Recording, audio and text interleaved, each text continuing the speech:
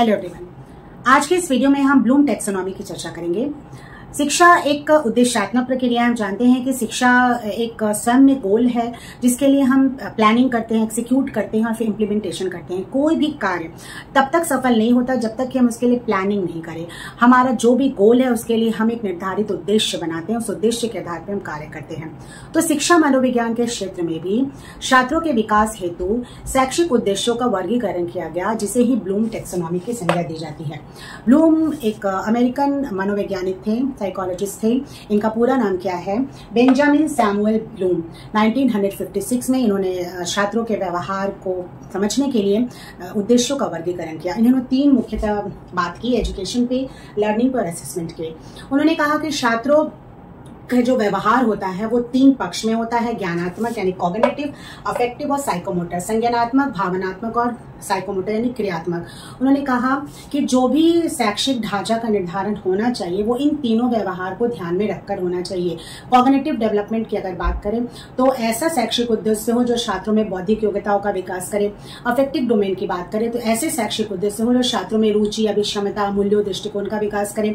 Psychomotor domain की बात करें तो ऐसे शैक्षिक उद्देश्य हो जो छात्रों में गामक क्रियाओं का विकास करे, यानी कि उनमें क्रियाशीलता लाए। बेसिकली बेंजामिन सैमुअल ब्लूम जो थे वो बिहेवियरिज्म और कॉग्निटिव साइकोलॉजी के विचारधारा से प्रेरित थे।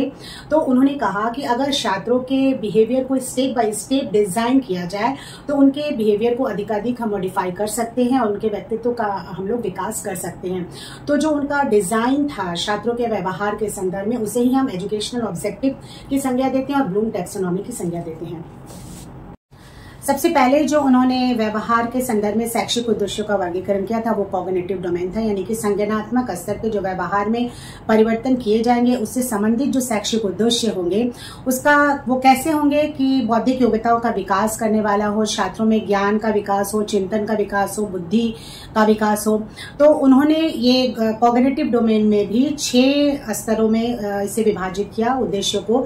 सबसे पहला है नॉलेज यानी ज्ञान, दूसरा है कॉम्प्रिहेंशन यानी बोध, तीसरा एप्लीकेशन यानी अनुप्रयोग, चौथा है एनालिसिस विश्लेषण, पांचवा है सिंथेसिस संश्लेषण और छठा है इवैल्यूएशन यानी मूल्यांकन। हम इन 6 स्तरों को अलग अलग रूपों में अध्ययन करेंगे। ज्ञानात्मक व्यवहार में बदलाव हेतु जो शैक्षिक उद्देश्य है उसमें सबसे पहला जो स्तर है वो है ज्ञान, नॉलेज, यानी कि इसमें कैसे क्रियाएं संबंधित होंगे जो कि मेमोरी से रिलेटेड हो, रिकॉग्निशन यानी पहचान से संबंधित हो, स्मृति से संबंधित हो। जैसे फैक्चुअल क्वेश्चन हो सकते हैं, टर्म को याद रखना, कन्वेंशन याद रखना, प्रिंसिपल याद रखना, प्रोसेस याद रखना, मेथड याद रखना, फॉर्मूला याद रखना।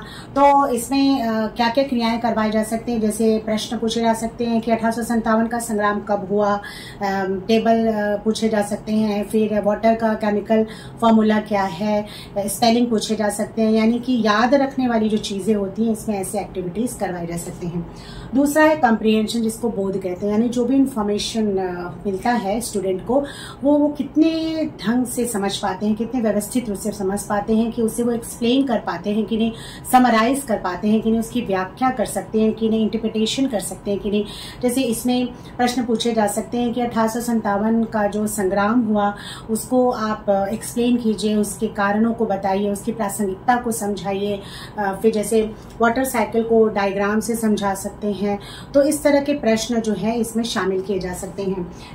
तीसरा एप्लीकेशन, इसको हिंदी में अनुप्रयोग कहते हैं, यानी use of knowledge in particular situation, सीखे हुए ज्ञान का अनुप्रयोग करना, मैथ्स के फॉर्मूला को यूज करते हुए कोई सम बनाना, फिर जैसे ग्रामर का रूल्स यूज करते हुए सेंटेंस बनाना, कोई मैप है उस मैप में रिवर्स, माउंटेन्स सभी को प्रदर्शित करना। ये सारी चीजें क्या सब होता है वो अनुप्रयोग में हम शामिल कर सकते हैं। 4 है एनालिसिस, यानी एनालिसिस ऑफ एलिमेंट, यानी कि जो भी सब्जेक्ट है उसको तोड़ तोड़ कर अध्ययन करना। इसमें हम क्लासिफिकेशन कर सकते हैं, डिफरेंशिएट कर सकते हैं, रिलेशनशिप कर सकते हैं, कंपैरिजन कर सकते हैं। तो एक्टिविटीज क्या हो सकती है, जैसे प्रश्न पूछे जा सकते हैं कि ब्रिटिश काल और मुगल काल के एडमिनिस्ट्रेशन का आप कंपैरिजन कर बताइए, फोटोसिंथेसिस का स्टेप्स क्या हो सकता है, फिर कोई वर्ड प्रॉब्लम है उसके आधार पे आप कोई प्रश्न को बनाइए। तो ये सारी चीजें यानी कि आप क्लासिफिकेशन कर सकते हैं यूनिटरी गवर्नमेंट और फेडरल गवर्नमेंट के रूप क्या मेरिट है, डिमेरिट है, प्रेसिडेंशियल गवर्नमेंट, पार्लियामेंट्री गवर्नमेंट के बीच कंपैरिजन कर सकते हैं। नेक्स्ट है संश्लेषण यानी सिंथेसिस, यानी इसमें क्या है, production of new ideas and unique plan. इसमें क्रिएट करना है स्टूडेंट को अपने न्यू आइडियाज, यानी ऐसे विचार जिसमें मौलिकता हो, उनका अपना व्यू हो, मतलब जो भी चीज़ हम सीखे हैं उसके आधार पे आप अपनी अभिव्यक्ति करना।